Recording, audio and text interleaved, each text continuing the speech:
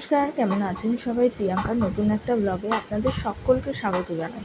আশা করছি আপনারা সবাই খুব ভালো আছেন, আমিও কিন্তু বেশ আছি। আশা করছি ব্লগটা ভালো লাগবে। ভালো লাগলে ভিডিওটা শুরুতেই চ্যানেলটাকে লাইক, কমেন্ট, শেয়ার আর একটা সাবস্ক্রাইব করে রাখার অনুরোধ রইল। আজকে হচ্ছে রবিবার, ঘড়িতে বাজে এখন ওই সকাল 7:15। সকালটা একটু আগেই শুরু করেছি, কিন্তু ভিডিওটা স্টার্ট করলাম এখন।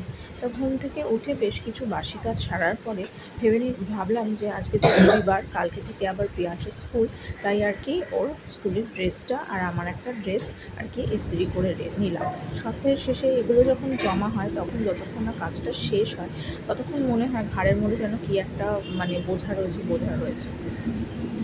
তো ইস্ত্রিটা হওয়ার পরে ওই যে দেখছো যে ছাদের এক কোণে কিন্তু পাতলা ব্যাসো কাপড়ের পর্দা মেলা, ওগুলো যে আসলে ঠাকুর ঘরের পর্দা পরশুদিন ভিজিয়েছিলাম, তো দুদিন ভিজিয়ে রেখেছিলাম। ঠাকুরের পর্দা তো ওয়াশিং মেশিনে দেবো না বা গ্যাসে করা গরম জল দিয়েও ভিজাতে পারবো না, তাই দুদিন ভিজিয়ে রেখে তারপরে পর্দাটা কেটেছি। তো বেশ পরিষ্কার হয়েছে। আর সেই সঙ্গে আমাদের যে সমস্ত জামা কাপড় যেগুলো সকালবেলা উঠে কাচার থাকে সেগুলোও বেশ কিছুটা কেচে এখন মেলে দিয়েছি। তারপরে এই যে একদম ফুল ফ্লেজেডভাবে লেগে পড়েছে ঘরের কাজে। কিছুটা ছোলা ভিজিয়ে নিলাম, কারণ এনেছে কচু শাক। আজকে তো রবিবার, সাপ্তাহিক বাজার হয়, সেটা যারা আমার ভিডিও দেখো তারা তো জানো। তা আগামীকালের জন্য কচু শাক করবো, কিন্তু ছোলাটা ওই জন্য মনে থাকতে ভিজিয়ে রাখলাম। তারপরে হচ্ছে বেশ কিছু আমার কিন্তু সকালবেলা একটুখানি ডাল সিদ্ধ আর ভাত হয়ে গেছে। ওই যে প্রিয়ার সকালবেলা একটু হলেও ভাত খায়, আর আমিও তো খাই, সেই জন্য আর কি ওটা সেরে নিয়েছি। তারপরে আস্তে আস্তে রান্নার কাজে লাগবো। দেখতেই পেলে যে বাজারের ব্যাগটা কিন্তু অলরেডি এসে উপস্থিত। এরই মধ্যে প্রিয়াংশ ঘুম থেকে উঠে পড়েছে, আর সেই সঙ্গে কিন্তু আমি একটু ঘরে ডাস্টিং করে নিচ্ছি। আসল কথা হচ্ছে যে এখন ওর স্কুলের টাইমটা অনেকটা এগিয়ে এসেছে, সেই জন্য আর কি এগুলো খুব একটা করার সময় পাই না। আগে তাও কাজের ফাঁকে করে নিতাম, তোমরা আমার অনেক ভিডিওতেও দেখেছো, কিন্তু এখন সেভাবে সময় পাই না, তাই আগে ছুটির দিন করে নিচ্ছি। ও, তোমাদের গত ভিডিওতে লাস্ট আমি বলেছিলাম যে এই যে ধরো প্রিয়াংশের বিষয়ে একটা সাকসেস পেয়েছিলাম, সেটা কি সেটা তোমাদের বলেছিলাম। সেটাতে আমি বেশ কিছু স্ট্রাগল অবস্ট্রাগল পেরিয়ে আর কি সেগুলো কিছুটা হলেও আমার সৌভাগ্য হয়েছে পাওয়ার। তো সেখানে অবস্ট্রাগলগুলো কীরকম আমি সেটা বলেছিলাম যে তোমাদের এই নেক্সট ভিডিওতে করবো, আলোচনা করবো। এটা কি বলবো, প্রত্যেকের জীবনেই কিছু না কিছু ব্যাপার থাকে। আর আসল কথা কি বলতো, যে আমরা মেয়েরা যখন একটা বাড়ি থেকে আরেকটা বাড়িতে আসি তখন কিন্তু কীরকম বলতো, আমরা ভাবি যে প্রথমে আমরা ভাবি, বিশেষ করে কিছু বোকা মানুষেরাই ভাবে যে আমি এখানে যেরকম পেয়েছি ওখানেও সেরকম পাবো। আমিও তাই ভেবেছিলাম, কিন্তু না।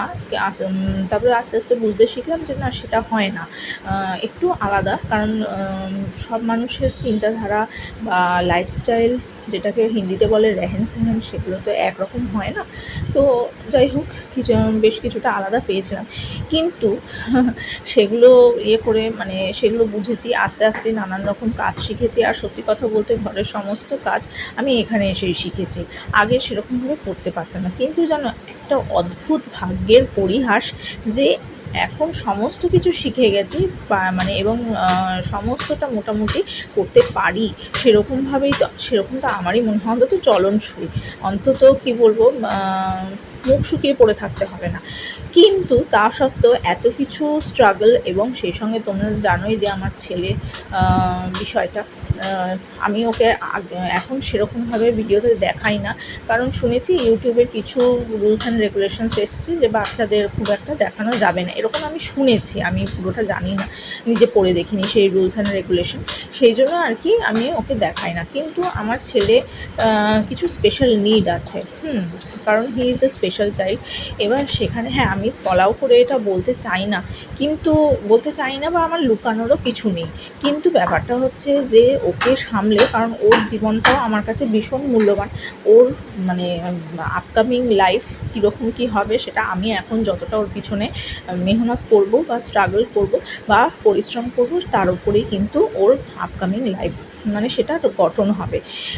তো ওর পিছনে সময় দেওয়ার পাশাপাশি যতটা চেষ্টা করি, যেখানে আমি সংসারের সমস্ত কাজ এতটা থেকে শিখেছি, সেখানে সমস্তটা খুব কষ্ট করে করি। এবং মাঝে আমি বেশ অনেক দিন যে ভিডিও দিতাম না, সেটা নানান রকম পারিপার্শ্বিক পরিস্থিতির চাপে পড়ে।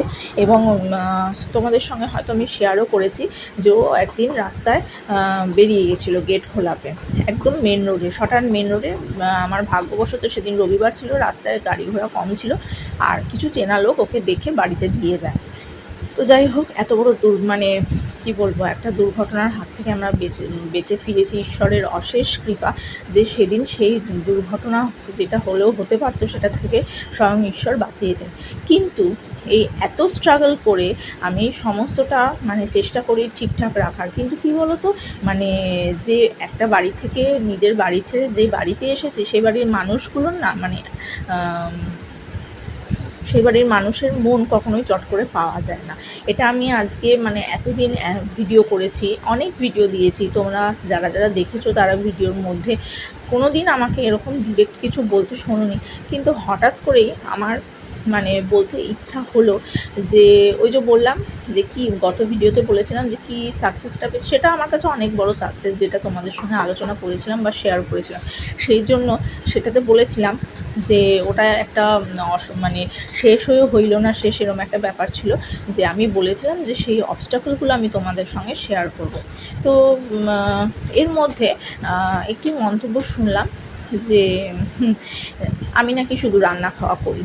তো যাই হোক, আর এদিকে আমার ছেলের পিছনে যে স্ট্রাগলটা আমাকে কী পরিমাণের করতে হয় সেটা তারা দেখে না। তো যাই হোক, দেখতে দেখতে অনেকখানি কাজ কিন্তু আমার এগিয়ে এসেছে। আজকে রবিবার ঠিকই, কিন্তু মাংস করবো না, কারণ আমাদের ওই বেলা একটা নিমন্ত্রণ আছে। তো যাই হোক, এরকমভাবে দুরকম মাছ মোটামুটি একটা করে শুক্তো করে হয়ে গেল। আর বাজার টাজারে অন্য যা সমস্ত পারিপার্শ্বিক কাজ করেছি, এবার স্নান করে ফ্রেশ ট্রেশ হয়ে নেবো। তাই দেখো, কালকে কচু শাক করবো, তার জন্য কিন্তু আজকে নারকেলটাও কুড়িয়ে রেখেছি। তাই যারা বলো যে আমি শুধু রান্না খাওয়া করি, তাদের উদ্দেশ্যে বলছি যে কিছু বলার আগে একটু অন্তত ভেবে বলো।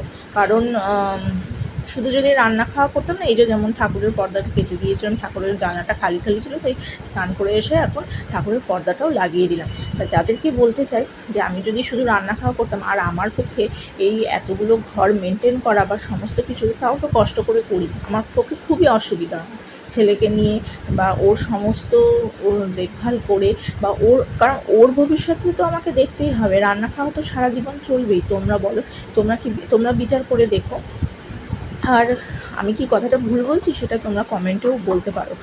আর কি বলবো, আমার এটা মনে হয় যে আমার ফার্স্ট প্রায়োরিটিও, কারণ ওর ভবিষ্যতে তো আমাকে দেখতেই হবে, আমি ছাড়া তো ওর আর ভবিষ্যৎ দেখবার কেউ নেই। তা সেখানে আমাকে ওর দিকগুলো ভেবে তারপরে আমি মানে আমার যতটা মানে সাধনা মতো সেইভাবে আমি করছি। তারপরে ধরো অতিথি সৎকারও করছি। তাহলে কিসের এত অভিযোগ সব সময় যে আমি শুধু রান্না খাওয়া করি, বা আমি শুধু প্রিয়াংশের পিছনেই পড়ে থাকি? হ্যাঁ, তা আমি কি ওকে কি রাস্তায় ফেলে দিয়ে আসবো, নাকি জলে ভাসিয়ে দেবো? তো আমার একটিমাত্র সন্তান। তাহলে আজকে এই কথাগুলো এবং এই ধরনের কথা আমি বারবার শুনেছি, এবং তার সঙ্গে শুনেছি আরও অনেক রকমভাবে আমাকে ওর প্রতি যে কর্তব্য সেটার থেকে ডিটাচ করার চেষ্টা করা হয়েছে। কখনো এসে আমার দেওয়ালে হাত দিয়ে দেখা হয়েছে যে তাতে তেল ছিটে আছে কিনা, মানে রান্নাঘরের, কখনো এসে আমার ফার্নিচার ডাস্টিং করা কিনা সেগুলো দেখা হয়েছে। আরে আমি কি শুধু সেগুলো নিয়েই পড়ে থাকবো? যে ছেলে নিজে মানে সম্পূর্ণভাবে আমার উপর ডিপেন্ডেন্ট, তাকেও তো দেখবো। তোমরাই বিচার করো।